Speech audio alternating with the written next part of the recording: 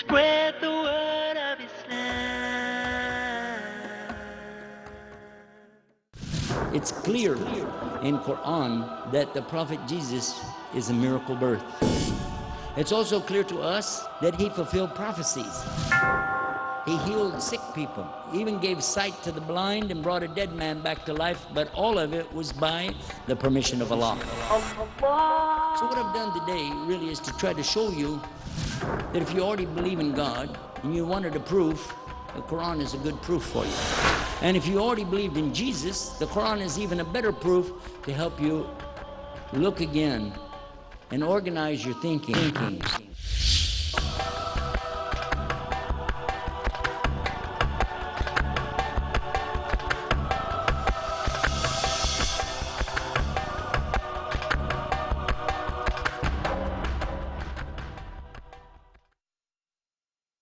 السلام عليكم ورحمة الله وبركاته. بسم الله الرحمن الرحيم إن الحمد لله رب العالمين الصلاة والسلام على رسول الكريم وأشهد أن لا إله إلا الله وحده لا شريك له وأشهد أن محمدا عبده ورسوله صلى الله عليه وسلم وعلى آله وأصحابه أجمعين. Brothers and sisters, we'd like to welcome all of you to this afternoon's portion of the program. Our topic today will be the proof of God, that is the proof of the existence of God. Our speaker will be Sheikh Yusuf Estes, the founder of ShareIslam.com, the website for da'wah in the world today. And we invite you to sit back and enjoy the next lecture. Many questions have been raised as to how can one prove the existence of God.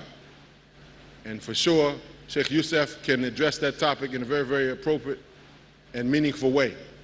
So without any further ado, we bring before you our Sheikh Yusuf Estes. Assalamu alaikum wa rahmatullahi wa barakatuh.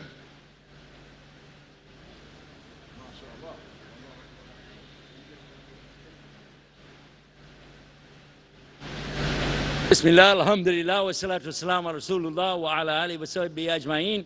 Ashhadu an la ilaha illallah wa ahda la sharika lah wa ashhadu Muhammadan abduhu wa rasuluhu ma ba'd. Wassalamu alaikum. In alhamdulillah rabbil alameen huwa alladhi ja'ala al-muslimin. The praise is to the one and only one that created us, gave us life, and then made us into Muslims. Today our subject is one that should be of interest to everybody, not just Muslims, and not just Muslims, Jews, and Christians. You got to pay me if you do that again. So am I right? He's horning in on my act here. All right. That's okay, I still love you anyway.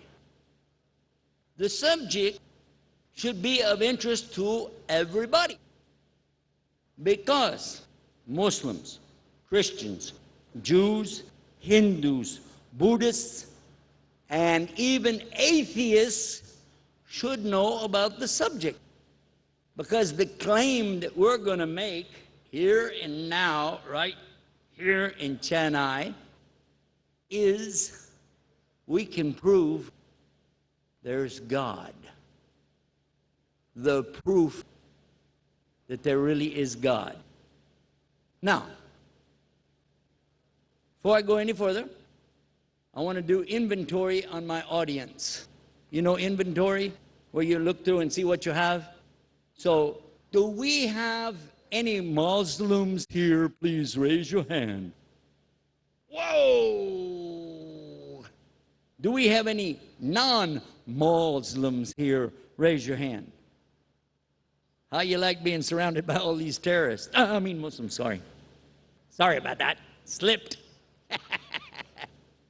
Got you to laugh, though, you got to admit it. So do we have anybody that's an atheist? You don't believe anything? Any atheists at all? No atheists. Well, I'm going to tell you what happened. Some years ago, when I was working as a chaplain in the prison system back in the United States of America, that slipped. I got this new teeth, that slips sometime. Anyway, Now, I made you laugh. I was in the prison with the brothers, and we were talking about beliefs. We had about 200 or more, 220 men sitting there. And I asked them, is there anybody here who doesn't believe anything at all? Because they were Christians, they were, Muslims. But I said, is there anybody who doesn't believe God at all? One man raised his hand. And everybody looked at him like, what? I said, well, you know what? Maybe we don't agree with you, but we got to at least admire the fact you got a lot of guts. In front of all these inmates, prisoners, murderers, killers, thugs, whatever, you got a nerve to insult them by saying you don't believe there's any God at all. So let me ask you a question. Where did everything come from? He said, it just came. I said, and how do you explain yourself? I mean, you exist, don't you? He said, yeah. I said, well, who created you? He said, I created myself. I said, what? He said, I created myself. I am what I am. I made myself what I am. I said, in a way, you're your own God. He said, yeah, well, maybe. And I was thinking, how? How could this guy have the nerve to say something like this? How? He said that he made himself. When I asked him, where do you get your food from? How do you live? What? He said, it's all from me. I can make stuff happen. Whatever happens, I'm the one that does it. That's pretty good, isn't it? You stop and think, if he's really got all this power like he's talking about, you got to wonder, why is he in prison? What's he know about this place that he wants to be here and everybody else wants out? What we came to know through talking with this man was because he didn't see God, and he didn't hear God, and he didn't feel God or taste God, smell God, so therefore he doesn't want to believe. That reminded me of one time when we were in the military. In a similar incident, we had a group, and we asked, is there anybody here that doesn't believe at all? Sure enough, we had one put his hand up. So while we were talking, I asked him why. He said, if I don't see it, I don't believe it. Okay. So if you don't see God, then you don't believe God created all this. He said, that's right. Simple as that. So I pointed to a map on the wall, and I said, how many see a map on the wall right there? Military bivouac type map. Everybody raised their hand. And I said, sir, you have to put your hand down. He said, why? I said, everybody else here, they can say they see a map, but you can't. He said, why? I said, well, you don't see anybody here drawing the map, therefore you don't see a map. It's just a piece of paper with lines on it, but you don't know if it's a map or not. And the same would be true of a painting or a picture. It's not really a painting or a picture to you because you didn't see the guy paint it. And when you look at a car, you didn't see anybody make the car, therefore it's just metal. It's not really a car yet, is it? You follow the point? We as Muslims are going to say there's a God, but we've got much more solid proof than just saying because you see everything, then there's a God. In philosophy class, a lot of times they'll ask you, Philosophy 101, when you first sign up, they'll ask you, can you prove you exist? Anybody ever heard this question? Have you heard that one? Can you prove you exist? Think about that. How would you prove that you exist? And the professor is telling the people, you can't prove you exist, and I can't prove I exist. And I'm thinking, now there's a course that you can get an A in real easy. You don't need to show up. Just at the end of the school year, go get your grade. What we're going to say is that we as Muslims have a proof there really is God. When we look around us, we see clear evidences of something. This creation, as we call it, has certain things in it that are referred to in the Quran that nobody 1,400 years ago would have talked about. It would be impossible. One of them is the subject of the mountains. Now, everybody can see mountains. People have been seeing mountains since the time began. But without special equipment to go down deep into the ground, there's no way you would know what the mountains look like down inside. An iceberg, you know what an iceberg is, the ice in the water, is only a small part that's on the top, and then there's a real big thing underneath, isn't it? So if you saw a mountain and you assumed it was going to be like the iceberg, you'd be wrong. Because we now know today that these huge mountain ranges, like the Caucasus Mountains, they go down deep, deep, deep, and they get slender, and they're like tent stakes. Tent stakes. These are mentioned in the Quran 1,400 years ago, autad, tent stakes. Now, everybody can see mountains. People have been seeing mountains since the time began.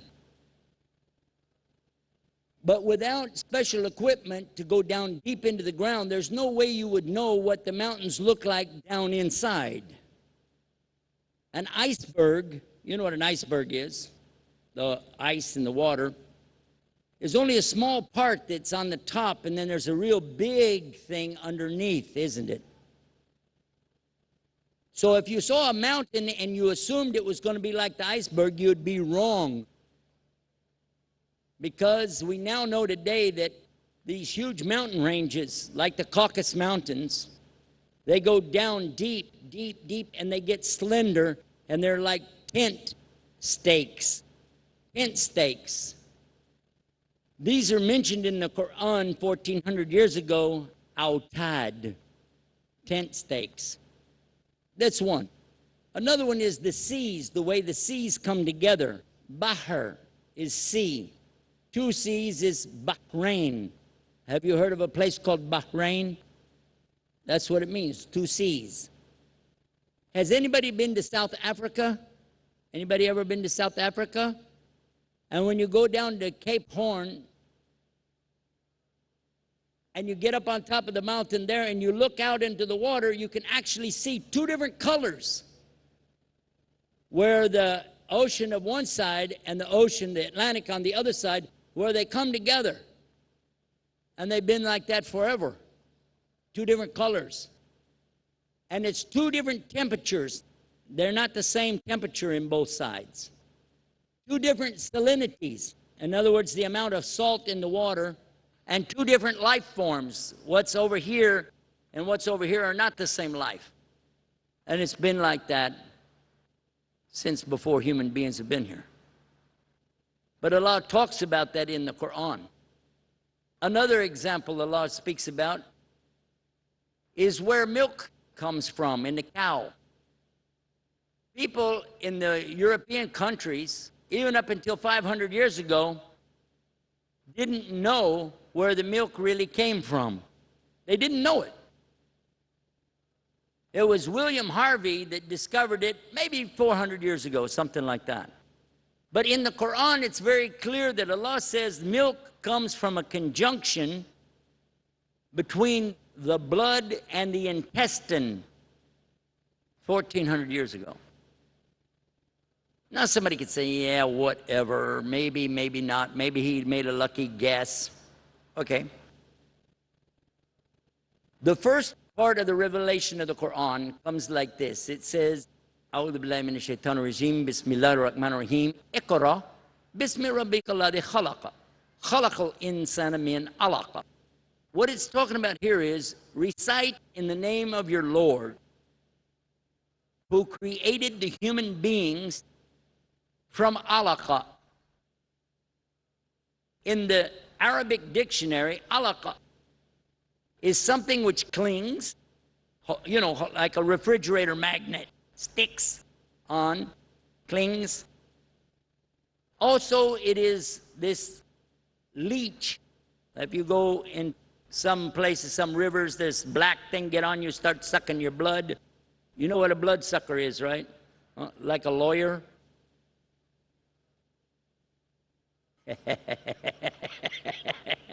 Oh, we have lawyers here today. Okay, that's good. So the third thing is a clot of blood. All three of these are mentioned in the Mawrid or the Arabic dictionary. And exactly under a microscope, you'll find that's what it looks like, the leech. It clings onto the wall of the uterus inside of the mother, and it forms a clot of blood and it immediately starts sucking its life source from the mother. That's how it works. And we're talking about at the time of conception when the egg attaches itself after it's been fertilized.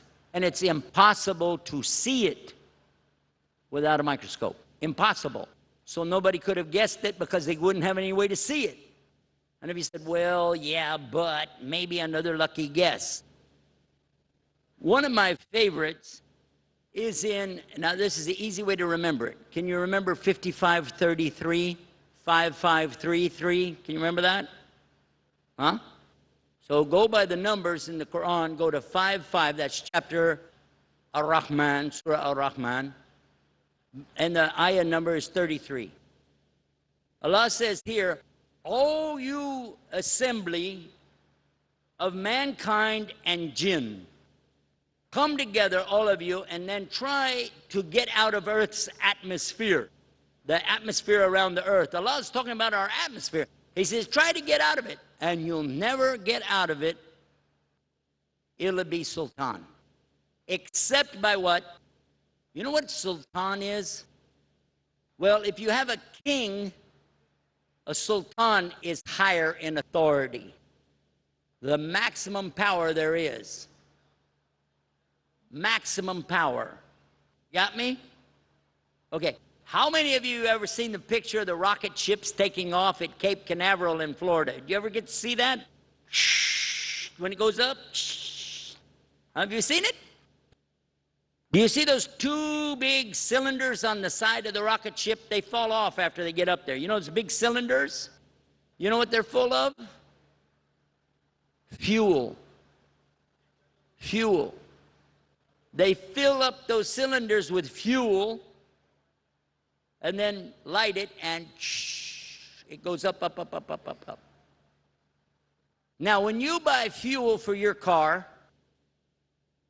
do you buy it how? By the liter? I think you buy by the liter here, yeah? And you pay too much money, right? It's too expensive, yeah? Yeah. Now, you know, in my country, we buy fuel by the gallon. Fuel for the rocket ship, they don't buy it by the liter. They don't buy it by the gallon.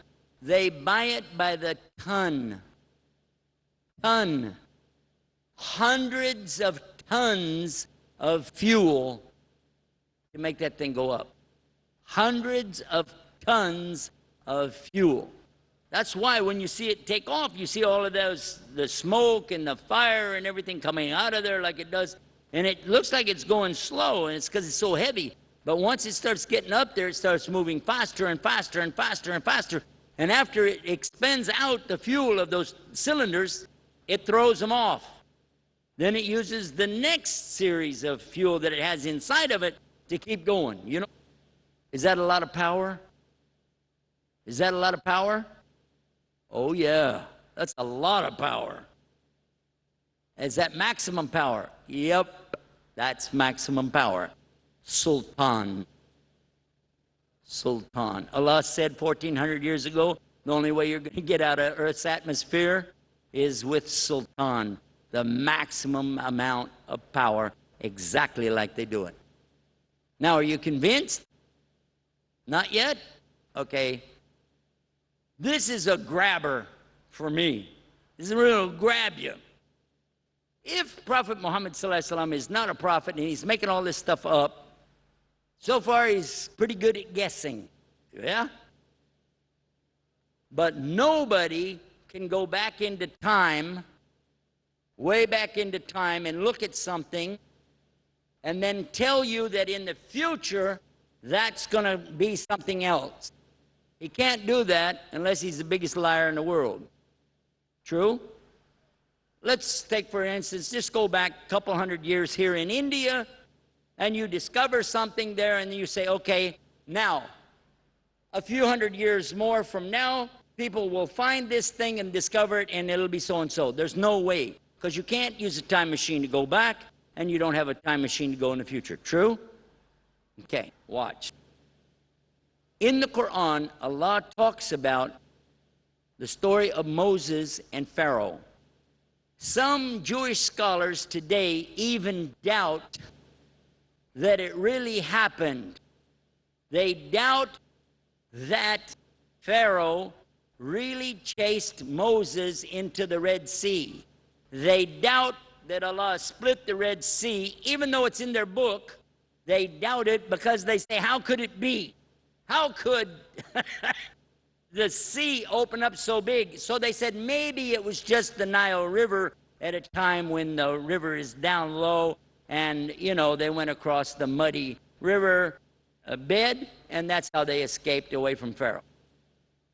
Some of you maybe heard about this before. Yeah.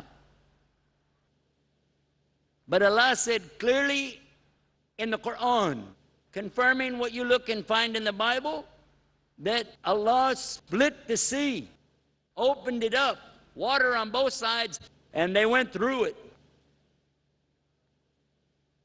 Didn't even get their feet wet. And when they came out on the other side, who was chasing them? Pharaoh and his gang. Allah made the water close in on them. Yes? If you believe in the Bible, you got to believe it. If you believe in the Quran, you got to believe it. But look what Allah says. Pharaoh is drowning, and suddenly he wants to say, I believe in the Lord of Moses. But Allah says, too late. It doesn't work like that. You don't wait to the last second and then think you're going to get away with it. And then he says he's going to make an example out of Pharaoh by preserving him in his body for the future.